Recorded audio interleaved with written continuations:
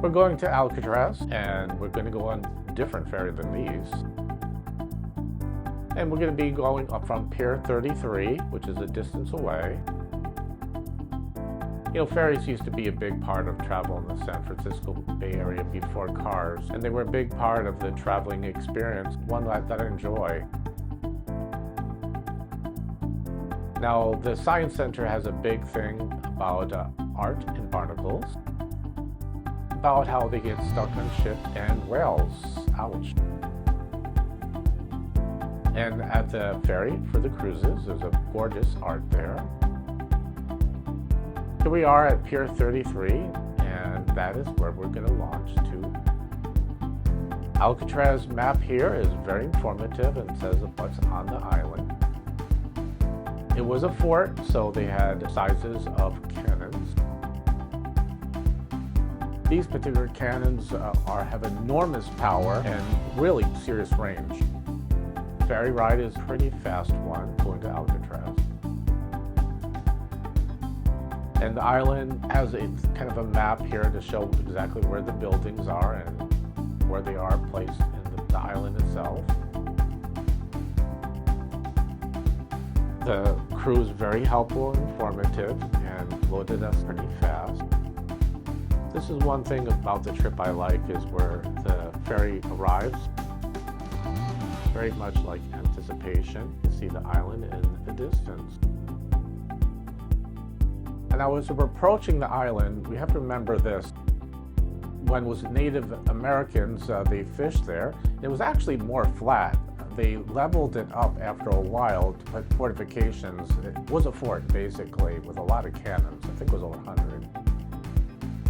You know, the funny thing about San Francisco is a lot of these buildings here were built where there was just water, until after the 2006 earthquake. As we go to the island, you can see the prison on the top. You can see building 64, where the soldiers were housed. We're seeing Angel Island. We have an episode of Joel's tour there. And of course we have the guard's tower, which is over 120 years old. And you see a couple things here. You see the store, which had a lot of interesting items. And of course, periodically throughout the island, you see Indian protests. And of course, there's the staircase that goes up to Warden's building, which is worn out. People that are movie lovers will see this in the Dirty Harry movie. These particular units were occupied by military housing. He's going to roll the train car off the rails onto the water. He's going to roll it on a big, long, flat barge. And they're going to pull and they're going to tug these prison transport trains, prisoners. There are a couple staircases to get you to the upper level of the island. This particular port guardhouse has a lot of the military facilities. And they use that for the defense of the island. It's well over 120 years old. And of course, everything has a gorgeous view. Of course, being a fort, they need that for the cannons. There's an example of a vehicle that brought produce and products to the island as well. And this particular one is just for illustrative purposes. I don't know if it works. There was, at one point, over 100 cannons on the island. And these are incredibly powerful weapons. I actually would like to see them go off once or twice myself, but they're still there as a representation, of course. These are two different cannonballs, and both are. There was a little museum in the area as well to show you the uniform we wore at the time. They, of course, have another 3D model. I find these very helpful. One of the things here, they're trying to portray people as they live their life. The Guardhouse Prison is a little worse for the wear, but interesting. Officers Club obviously has deteriorated a great deal. It's almost gone, except for the cement. There's a water tower on the island, because once again, they didn't make their own water. And There's a port guardhouse, obviously connected with the military, and they had to generate their own power, of course, on the island. We have an avian inmate who was very friendly and certainly not afraid of us. The smokestack is no longer operative. There's a lot of industry at the island that employed the prisoners, and there were a lot of different facilities.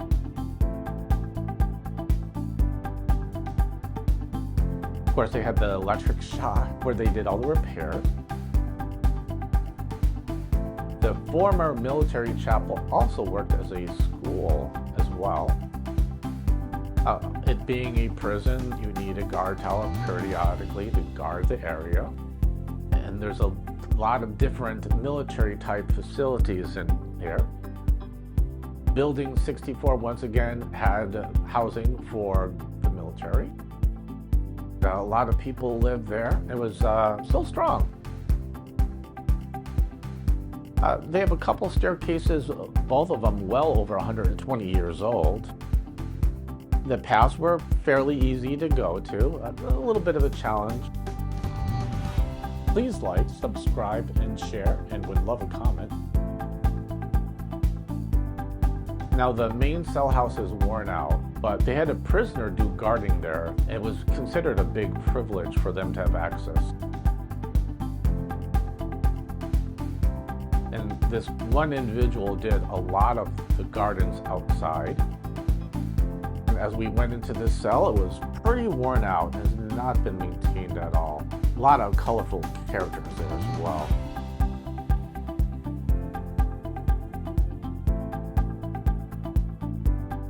For instance, you had the Birdman of Alcatraz, who had a very sanitized version of his life.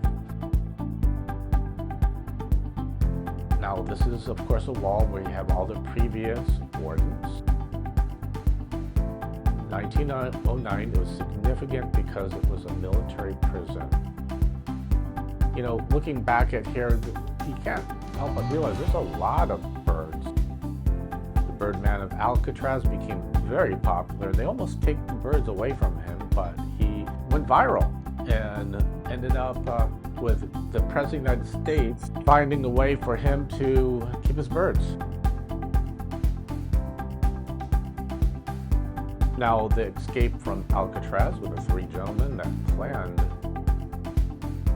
the escape was rather interesting, and they built a boat and they stole raincoats to do this crazy escape. Now, a lot of people don't know if they survived it or not. My suspicion is that they didn't survive because of the water. It was too cold and too fast. People are not used to that, especially being on the island. The different parts of the island prison have different restricted areas. Some of them have more intense security, if that's really possible. You have some individuals that were acted out violently. Prisoners did have some rights to reading and games and etc. Here's the emergency exit, but that wasn't there at the time. There's a lot of people that were very famous prisoners on the island. You had Scarface, and you had the Birdman Alcatraz. This is a vintage picture of the guard at the time. Now, there was a protest on the island where they put political leaders' names on the cells. We didn't go to the recreation yard, but it was used obviously for exercise. There was other parts of the prison as well that really are kind of interesting. The whole is very controversial, and some people consider it a human right violation. Now, basically you're put away, sometimes you have no light, and it's considered very harsh, the social isolation. But the thing is, people who end up the hole usually did very severe crimes.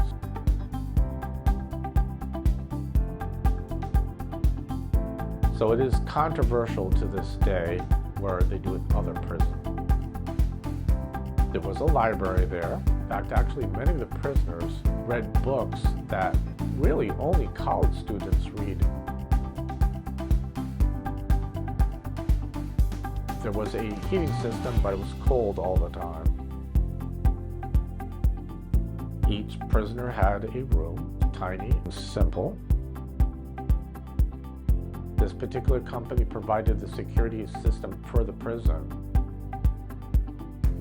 There's a lighthouse, and the Bay Area used to have a foghorn system, which is long gone. Kind of miss that, actually. Now here's the warden's house, long gone. Interesting thing about that is really a privileged chore. You can see that there's a lot of birds. Here is showing that Alcatraz Island is a landmark. We came back to San Francisco. It was a short, sweet trip and really enjoy it. I'm really big on ferry travel. It's one of my joys, and I really enjoy being on the ferry. Pretty successful day. Glad to have gone on the island. A lot of history. So we're hitting the magic hour for me anytime on a ferry ride. You can see San Francisco and Alcatraz in the distance. Please like, subscribe, and share, and we'd love a great comment too.